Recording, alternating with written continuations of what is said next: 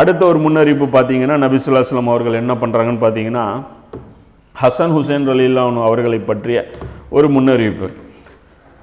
இது திர்மிதியில் 3781வது ஹதீஸாக இது இருக்குது, சஹீஹான ஹதீஸ்.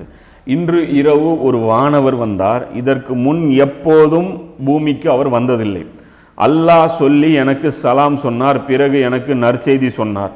எனது மகள் ஃபாத்திமா சொர்க்கத்தின் பெண்களில் தலைவி ஆவார். மேலும் எனது பேரன்கள் ஹசன் மற்றும் ஹுசைன் சொர்க்கத்தில் இளைஞர்களின் தலைவர்கள் ஆவார்கள். சொர்க்கத்துடைய இளைஞர்களுடைய தலைவர் யார்? ஹசன் ரலியல்லாஹு அன்ஹு அவர்களும் ஹுசைன் ரலியல்லாஹு அன்ஹு அவர்களும்.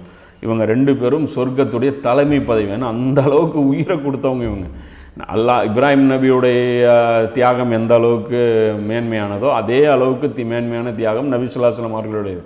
ஏன்னா இப்ராஹிம் நபிக்கு மகன் இருந்தாங்க, நபி ஸல்லல்லாஹு அலைஹி வஸல்லம் அவர்களுக்கு மகன் இல்லை. ஆனால் ஹசன் ஹுசைனை மகன்னே தான் ரசூலுல்லாஹ் கூப்பிடுவாங்க.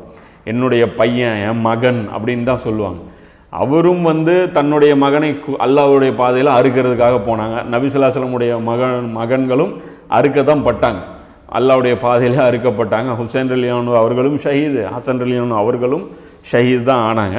இந்த ஒரு நற்செய்தியை நபி ஸல்லல்லாஹு அலைஹி வஸல்லம் அவர்களுக்கு, அதாவது மரண தருவாயில் ரசூலுல்லாஹ்வுக்கு எல்லாமே அல்லாஹ் காட்டுறான். உம்மத் என்ன ஆகும், நம்ம குடும்பம் என்ன ஆகும், நீங்கள் என்ன ஆவீங்க, அன்சாரிகள் என்ன ஆவாங்க, குறைஷிகள் என்ன பண்ணுவாங்க, இவர் என்ன பண்ணுவார், அலி என்ன பண்ணுவார், ஆயிஷா என்ன பண்ணுவாங்க, எல்லா பிக்சருமே எல்லாம் கிளியராக காட்டிடுறான். இதுதான் நடக்கும் அப்படின்னு சொல்லிட்டு.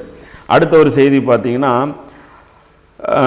இப்னு மசூத் ரலியல்லாஹு அன்ஹு அவர்கள் அறிவிக்கக்கூடிய ஒரு ஹதீஸ். இது ஹாக்கிமில் 4779 ஹதீஸில் அது வருது. ஹசன் மற்றும் ஹுசைன் சொர்க்கத்தில் இளைஞர்களுக்கு தலைவர்கள் ஆவார்கள். ஹசன் மற்றும் ஹுசைன் சொர்க்கத்தில் இளைஞர்களுக்கு தலைவர் ஆவார்கள். ஆனால் அவர்களின் தந்தையோ அவர்களை விட சிறந்த அந்தஸ்தில் இருப்பாருங்கிறாங்க. அதுக்கும் மேலே யார் இருப்பாங்க அப்படின்னு பார்த்தீங்கன்னா அலி ரலியல்லாஹு அன்ஹு அவர்கள் இருப்பாங்க அப்படின்னு சொல்லி இந்த ஹதீஸ் ஹாக்கிமில் இருக்குது.